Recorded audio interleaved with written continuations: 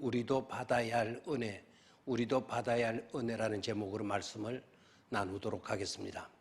오늘 우리가 묵상하게 될 본문의 말씀은 요한복음 제4장 42절 말씀입니다.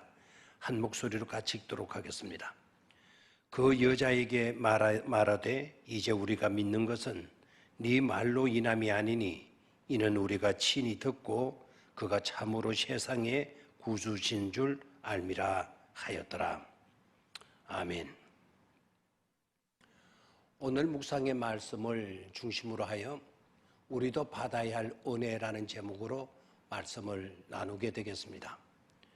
우리도 받아야 할 은혜에서의 은혜란 수가성 우물가 여인이 받은 은혜를 의미합니다. 그 여인이 받은 은혜를 우리도 받아야 한다는 것입니다. 지금까지 우리는 예수님께서 수가성 야곱의 우물가에서 사마리아 여인을 만나 너는 남편이 다섯 있었고 지금 있는 남자도 너의 남편이 아니다 라고 말한 구절을 주목하면서 세 가지로 추측했습니다. 이 여인은 헛되고 헛된 것들을 구하는 서글픈 여인이었을 것이다 라는 생각입니다. 복음성가 가운데 우물가의 여인처럼 난 구했네, 헛되고 헛된 것들을 라고 하는 복음성가의 가사처럼 말입니다. 또한 이 여인은 결혼 생활에 실패한 여인이었을 것이다. 남편을 다섯이나 두고도 또다시 다른 남편과 살고 있고 지금도 떳떳한 남편이라고 말할 수 없는 그의 처지를 보면 충분히 그와 같이 생각할 수 있을 것입니다. 그리고 신분이 나쁜 여인으로 단정해 버리는 것입니다. 그런데 혹시 이러한 생각들이 과연 그러한가라고 하는 것입니다. 좀 고정관점에서 벗어나 다른 각도에서 볼 필요성이 있지 않을까 하는 것입니다. 성경이 그렇게 증언하고 있는 것을 우리가 선입관으로 놓치고 있다면 그것은 말씀을 대하는 바른 태도는 아닐 것입니다. 그러기에 다른 각도에서 이 말씀을 접근해 볼 필요성이 있습니다. 첫 번째로 사마리아 여인은 과연 헛된 것들에 목말라 한 여인이었는가, 헛된 욕망과 소원으로 가득한 그런 여인이었을까 하는 것입니다. 한마디로 말하면 꼭 그렇지는 않다라는 것입니다. 우리는 여기서 중요한 것을 놓치지 말아야 하겠습니다. 25절을 보도록 하겠습니다. 25절을 보면 여자가 가로되 메시아 곧 그리스도라 하는 이가 오실 줄을 내가 아노니 그가 오시면 모든 것을 우리에게 구하시리이다 라고 말하고 있습니다. 그가 오시면 메시아 곧 그리스도라 하는 그분이 오실 줄을 내가 아노니 그 메시아가 오시면 그리스도 오시면 모든 것을 우리에게 구하시리이다 라고 말하는 점에서 그녀는 헛되고 헛된 것만을 추구하고 산 자라기보다는 오히려 그녀가 애타게 구하던 것은 메시아였던 것입니다. 메시아에 대한 소망으로 간절하고 있음을 우리는 놓치지 말아야 할 것입니다. 또한 육신의 목마른 갈증에만 사로잡혀 있는 여인이었는가 라는 것입니다. 이 부분에서도 꼭 그렇지만은 않다라고 하는 것입니다. 그것으로 나쁜 여자로 취급해서는 안 됩니다. 우리도 목마름을 해결하기 위해 우물을 찾게 됩니다. 유독 이 여인만 목마른 갈증에 시달리고 있는 것이냐 취급하는 것은 잘못입니다. 그리고 18절 네가 남편이 다섯이 있었으나 지금 있는 자도 네 남편이 아니니 네 말이 참되도다 라는 주님의 말씀으로 인하여서 마치 수가성 여인이 이 남자 저 남자를 바꿔가며 행복을 추구하고 다닌 행실이 좋지 않은 나쁜 여인으로 취급하는데 이것도 크게 잘못하는 일이 될 수도 있다라는 점입니다. 왜냐하면 당시의 여인들은 남편을 버리고 이혼할 권리가 전혀 없었습니다. 요아킴 에레미야라고 하는 신학자는 이렇게 말을 합니다.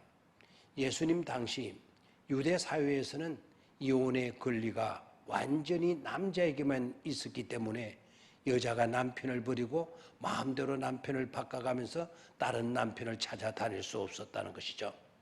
마치 노예와 같은 그런 처지였으니까 라고 말을 하고 있습니다.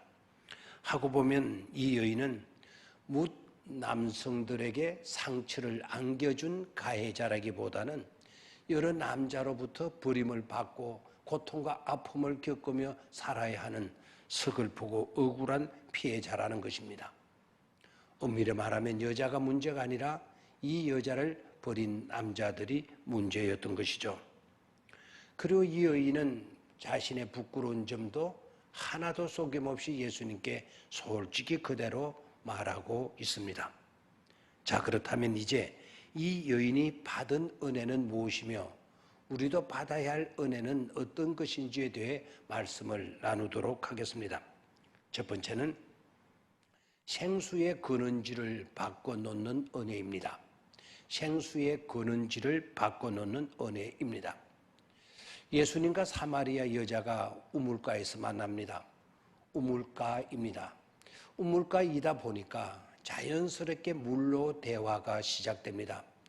마셔도 또 마셔야 하는 야곱의 우물에서 이제는 예수님께서 흐르는 영원히 목마르지 아니할 생명수로 생수의 근원지가 옮겨집니다.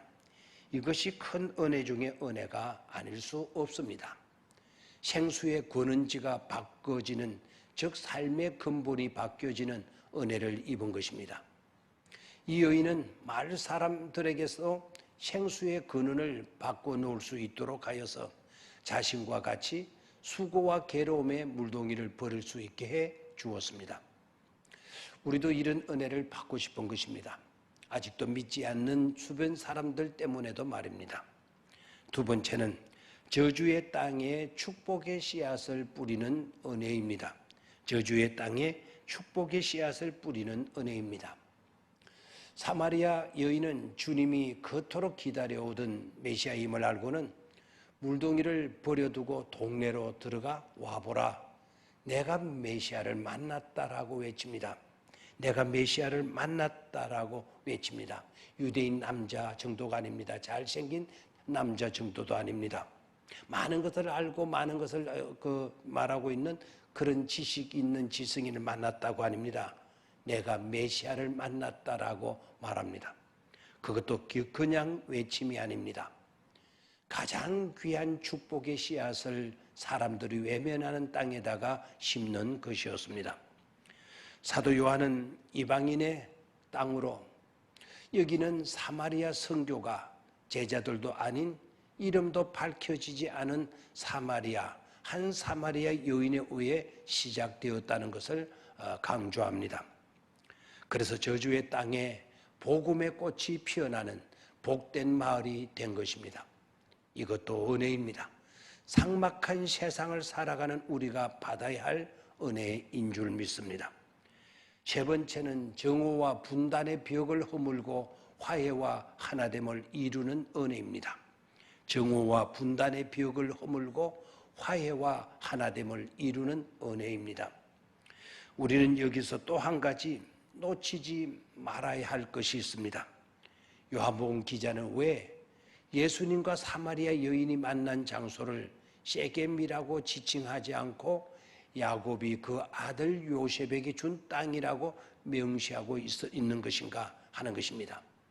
그 이유는 유대인과 사마리아인들이 지금까지 더러운 이방의 땅으로, 저주받은 땅으로 불리며 선을 긋고 갈등 가운데 살고 있지만 옛날에는 그렇지 않았다는 것입니다.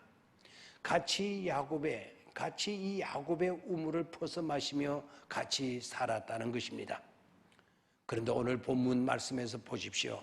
사마리아 여인이 예수님과 만나 대화하는 이 시간은 어떻습니까? 이제는 이방인과 유대인, 남자와 여인의 벽이 허물어지고 하나 되는 은혜, 온갖 차별과 갈등이 치유되는 현장이 되었다는 것입니다. 우리가 사는 이 사회가 받아야 할 은혜가 아닐 수 없습니다. 생수의 근원지가 바뀌어지는 은혜, 버려진 땅에 축복의 씨앗을 뿌리는 은혜, 정오와 분단의 벽을 넘어 화해를 이루는 은혜입니다. 오늘 하루도 이런 은혜로 살아갈 수 있기를 바라고 오늘 하루도 이런 은혜의 이야기로 넘치는 하루가 되기를 바랍니다. 감사합니다.